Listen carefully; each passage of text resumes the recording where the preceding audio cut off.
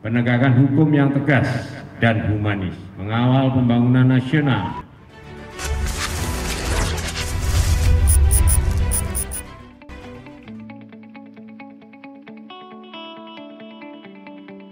Amanat Jaksa Agung Republik Indonesia pada upacara peringatan Hari Bakti Adiaksa ke-63 tahun 2023, Jakarta, 22 Juli 2023. Bismillahirrahmanirrahim. Assalamualaikum warahmatullahi wabarakatuh. Salam sejahtera bagi kita semuanya. Shalom, Om Swastiastu, Namo Buddhaya, salam kebajikan. Segenap insan adiaksa di seluruh penjuru tanah air, dimanapun Anda berada, yang saya cintai dan saya banggakan, serta para peserta upacara, segenap hadirin dan undangan yang saya hormati. Sebelum memulai amanat pada kesempatan yang berbahagia ini, marilah bersama-sama kita sejenak mengucapkan Alhamdulillahirabbil alamin, seraya memanjatkan puji syukur kehadirat Allah Subhanahu wa taala atas segala limpahan rahmat dan kasih-Nya yang telah memberikan kita kesempatan untuk berkumpul dan melaksanakan upacara peringatan Hari Bakti Adiaksa ke-63 tahun 2023. Hari Bakti Adiaksa yang kita peringati tahun ini jangan hanya dijadikan sekedar acara seremonial belaka. Selayaknya kita hayati sebagai momentum untuk melakukan evaluasi dan introspeksi atas semua pelaksanaan tugas dan fungsi dalam kurun waktu 1 tahun terakhir, serta merumuskan strategi untuk kita laksanakan ke depan demi kepentingan masyarakat, bangsa, dan negara. Untuk itu, mari kita jadikan momen ini sebagai pengingat untuk terus berbenah diri, merapatkan barisan, memperkuat jiwa korsa, dan terus memupuk semangat dalam bekerja dan berkarya dalam mempersiapkan diri menyongsong tantangan dan hambatan yang akan menghadang di hari esok. Saudara-saudara sekalian hadirin peserta upacara yang berbahagia, perjalanan panjang dalam penegakan hukum telah dilalui oleh Kejaksaan. Dalam rezim penegakan hukum Indonesia, Kejaksaan pada awalnya berada di bawah lembaga Kementerian Kehakiman yang menjalankan fungsi yang berkaitan dengan kekuasaan kehakiman yang satu atap dengan Mahkamah Agung. Seiring dengan berkembangnya sistem ketatanegaraan di Indonesia, Kejaksaan akhirnya menjadi departemen mandiri sejak ditandatangannya Surat Keputusan Presiden nomor 204 tahun 60 tanggal 1 Agustus 1960 yang kemudian kita peringati sebagai Hari Bakti Adiaksa hingga saat ini. Telah 63 tahun berlalu sejak HBA pertama diperingati.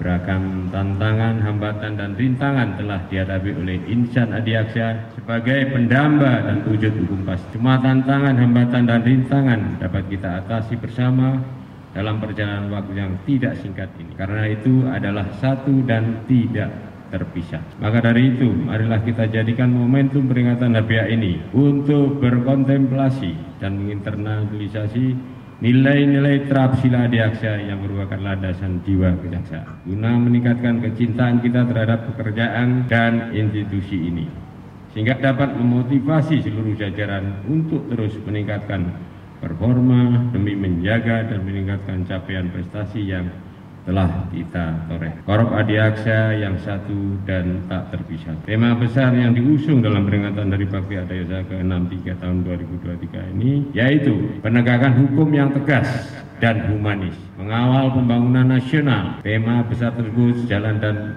berkesinambungan dengan tema HBA tahun sebelumnya, sehingga kita perlu melanjutkan hal baik yang telah kita lakukan dan perbaikan atas kekurangan demi kejaksaan yang lebih baik. Penegakan hukum memegang peranan yang krusial dalam semua lini kehidupan bermasyarakat, berbangsa, dan bernegara, serta melibatkan banyak hal karena proses penegakan hukum merupakan usaha yang dilakukan oleh aparatur negara dalam mewujudkan ide keadilan, kepastian, dan kemanfaatan hukum untuk menjadi kenyataan, serta proses upaya tegaknya atau berfungsinya norma-norma hukum secara nyata menjadi pedoman pelaku dalam lalu lintas atau hubungan-hubungan hukum dalam kehidupan bermasyarakat dan bernegara. Pesatnya perkembangan global yang melintasi batasan ruang dan waktu menempatkan kejaksaan di posisi yang harus adaptif dalam perkembangan yang terjadi, sehingga Penegakan hukum yang dilakukan sudah seharusnya tidak semata-mata hanya berorientasi pada keadilan dan kepastian hukum,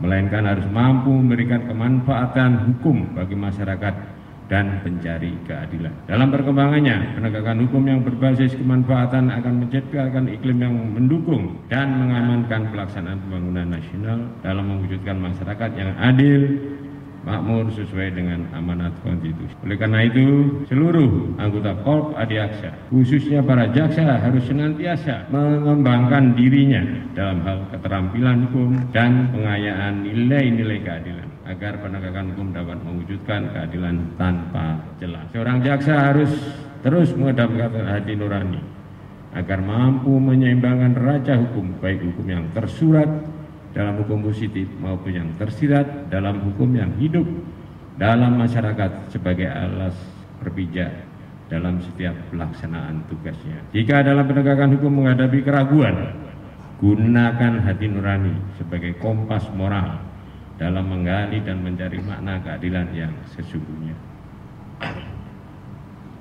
Seluruh insan Adiaksa yang saya cintai, setelah 3 tahun lebih kita berjuang bersama menghadapi pandemi COVID-19, akhirnya pada tanggal 21 Juni 2023 yang lalu, Presiden telah mencabut status pandemi COVID-19 dan menyatakan Indonesia telah beralih dari masa pandemi menjadi endemi. Dengan keputusan tersebut diharapkan menjadi momentum kebangkitan perekonomian nasional yang akan bergerak semakin baik dan meningkatkan kualitas kehidupan sosial ekonomi masyarakat dalam pelaksanaan pembangunan. Sebagai unsur pemerintah di bidang penegakan hukum, kita harus dapat menyambut baik momentum tersebut. Tentunya dengan pelaksanaan penegakan hukum yang tegas dan humanis, sehingga dapat memberikan kontribusi yang baik dalam menjaga stabilitas politik, hukum, keamanan dalam pembangunan nasional. Dukungan kejaksaan dalam pelaksanaan pembangunan ini secara tersurat diatur dalam pasal 30B huruf B kecil Undang-Undang Nomor 11 Tahun 2021 yang menyatakan bahwa bidang intelijen berwenang untuk menciptakan kondisi yang mendukung dan mengamankan pelaksanaan pembangunan segenap insan Adiaksa setanah air.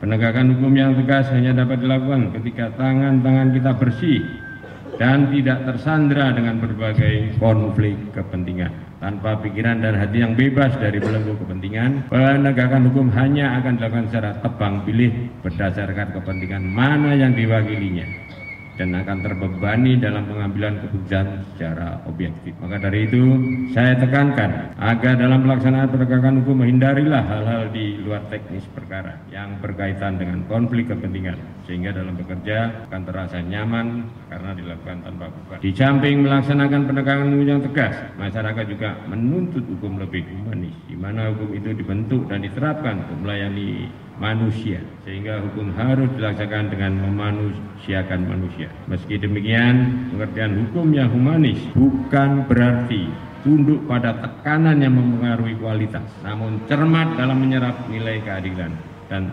yang tumbuh dan berkembang dalam masyarakat. Penegakan hukum yang humanis idealnya dilakukan dengan memperhatikan keadaan sekitar serta memahami apa yang dibutuhkan oleh masyarakat secara profesional dan proporsional. Seluruh insan Adiaksa yang saya cintai, pada kesempatan ini saya juga mengucapkan terima kasih dan apresiasi atas kerja keras jajaran insan Adiaksa di seluruh Nusantara atas pengabdian, pengorbanan, dan kerja keras dalam menorehkan prestasi dan memberikan citra positif bagi institusi, sehingga masyarakat dapat merasakan hadirnya institusi kejaksaan dalam melaksanakan penegakan hukum dalam pemberantasan terhadap tindak pidana korupsi. Tingkat kepercayaan publik yang berhasil kita capai dan perhatikan ini menjadi puncak pencapaian tertinggi dalam beberapa tahun terakhir ini. Namun demikian, capaian tersebut jangan sampai kita membuat terlena, tetapi sebaliknya beban yang kita emban justru semakin berat dalam menjaga kepercayaan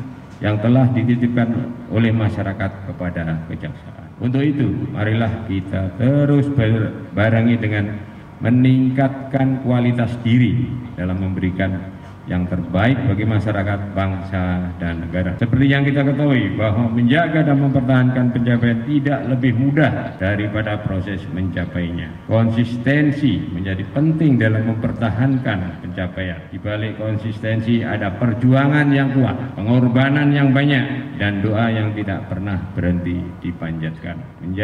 Menjaga marwah dan wibawa institusi merupakan tugas kita bersama. Sehingga saya tidak akan ragu untuk menindak tegas terhadap oknum-oknum yang tidak kooperatif dan tidak kompak dalam menjaga amanah rakyat ini. Sekali lagi, jangan khianati kepercayaan ini dan mencoreng nama baik kejaksaan. Jangan karena nilas titik rusak susu sebelangan seluruh insan adiaksa yang saya cintai. Selanjutnya, pada kesempatan ini akan saya sampaikan terkait capaian positif dari masing-masing bidang sampai dengan bulan Juni 2023, antara lain sebagai berikut. A. Bidang pembinaan. Dalam realisasi penerimaan negara bukan pajak, PNBP seluruh bidang kejaksaan telah melampaui target, yaitu sebesar 4,3 triliun rupiah. Jumlah ini sudah melebihi target PNBP kejaksaan tahun 2023 yang hanya sebesar 1,28 triliun. Secara persentase telah mencapai sebesar 342%. 342%. Adapun penyelesaian barang sitaan dalam barang rampasan negara mencapai 3,1 triliun rupiah. B. Bidang intelijen. Melakukan pengamanan pembangunan strategis terhadap 280 kegiatan dengan total anggarannya didampingi sebesar 65,5 triliun. Untuk capaian tangkap buronan berhasil menangkap sebanyak 571 buronan serta membentuk 543 posko pemilu yang tersebar di seluruh Indonesia. Bidang tindak pidana umum berhasil menyelesaikan perkara hingga tahap eksekusi sebanyak 46.309, perkara dari tahap 2 sebanyak 52.831 perkara, penghentian penuntutan dengan pendekatan keadilan restoratif justice yang diundangkan belit tentang keadilan restoratif sebanyak 3.049 perkara, membentuk rumah RJ sebanyak 3.537 rumah RJ, balai rehabilitasi sebanyak 96 balai rehab. Bidang tindak pidana khusus. Hingga saat ini jumlah total kerugian negara dari perkara tindak pidana korupsi yang berhasil ditangani oleh kejaksaan mencapai angka sebesar 152,2 triliun rupiah dan 61,9 juta dolar Amerika Serikat. Dengan rincian sebagai berikut: kerugian keuangan negara sebesar 42,6 triliun rupiah dan 61,9 juta dolar Amerika Serikat. Kerugian perekonomian negara sebesar 109,5 triliun rupiah. Di samping itu, sepanjang semester 1 tahun 2023 telah melakukan pengembalian kerugian keuangan negara kurang lebih sebesar 3 triliun rupiah, melakukan penyelamatan keuangan negara dengan rincian sebesar 390 miliar dan 14.000 euro dan 3.000 dolar Amerika, kemudian 9.000 dolar Singapura dan 943 ringgit Malaysia, serta mampu membuktikan adanya kerugian perekonomian negara pada 5 perkara yang ditangani dengan jumlah total 109 triliun. Bidang Datun berhasil melakukan penyelamatan melalui jalur perdata sebesar 24,9 triliun rupiah dan pemulihan keuangan negara sebesar 926,5 miliar. Bidang Bitmil sebagai satuan kerja termuda di Kejaksaan telah berhasil melakukan penyitaan uang tunai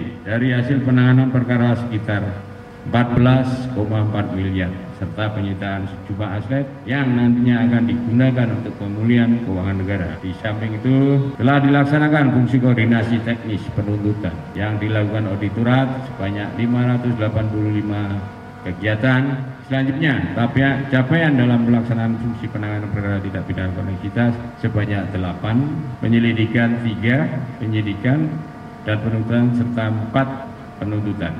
B. bidang pengawasan hingga Juni 2023 telah menyelesaikan penanganan pengaduan masyarakat sebanyak 322 pengaduan dengan penjatuhan hukuman disiplin terhadap 56 orang pegawai serta 171 pengaduan dalam proses penyelesaian dengan 2 orang pegawai diberhentikan sementara sebagai PNS. Badan Pendidikan dan Pelatihan telah melaksanakan diklat teknis fungsional serta diklat manajemen dan kepemimpinan dengan jumlah peserta 1.136 orang. Capaian kinerja di atas merupakan hasil kerja keras seluruh insan Adiaksa dalam memberikan dharma baktinya yang terbaik untuk institusi dan negeri. Namun harus kita sikapi dengan mawas diri dan introspeksi karena kita menyadari masih ada kekurangan dan kelemahan yang harus kita benahi. Untuk itu kita harus terbuka terhadap kritik yang konstruktif guna meningkatkan performa menuju kejaksaan yang lebih lagi. Bapak Ibu peserta upacara yang saya hormati, tidak terasa beberapa bulan lagi kita akan menyongsong tahun kontestasi politik di mana pesta demokrasi terbesar negeri ini akan digelar melalui pemilihan umum serentak. Netralitas menjadi isu penting dan sensitif yang tidak dapat ditawar termasuk bagi insan Adiaksa sebagai ASN. Sebagai implementasi ketentuan pasal 2 ayat pasal 2 huruf F Undang-Undang Nomor 5 Tahun 2014 tentang aparatur sipil negara yang menegaskan bahwa setiap pegawai ASN untuk tidak berpihak dari segala bentuk pengaruh manapun dan kepentingan siapapun. Jika idealnya aparatur sipil negara menganut loyalitas tunggal yang ditujukan hanya kepada negara kesatuan Republik Indonesia. Untuk itu tetap jaga netralitas, jangan larut dalam politik aktif demi mewujudkan iklim demokrasi yang damai, sejuk, dan kondusif. Untuk mewujudkan demokrasi yang sehat guna mencegah terjadinya perpecahan atau polarisasi politik yang mengancam persatuan dan kesatuan bangsa. Bapak Ibu peserta upacara yang saya hormati, menegaskan kembali hal-hal yang telah saya kemukakan sebelumnya. Pada kesempatan ini saya sampaikan perintah harian untuk dihayati dan dilaksanakan dengan baik dan cermat sebagai pedoman dalam pelaksanaan tugas kepada seluruh jajaran keluarga besar Adiaksa dimanapun berada.